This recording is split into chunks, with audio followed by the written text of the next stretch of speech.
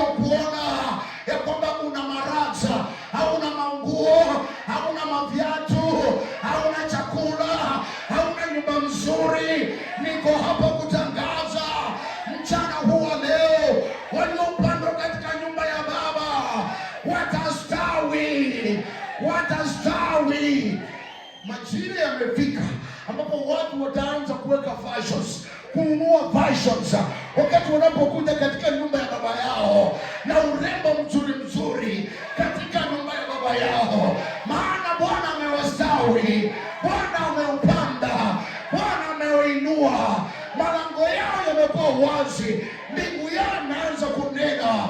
Wacha mbingu ya kila mmoja ikanene juu yako, mbingu ikanene juu yako.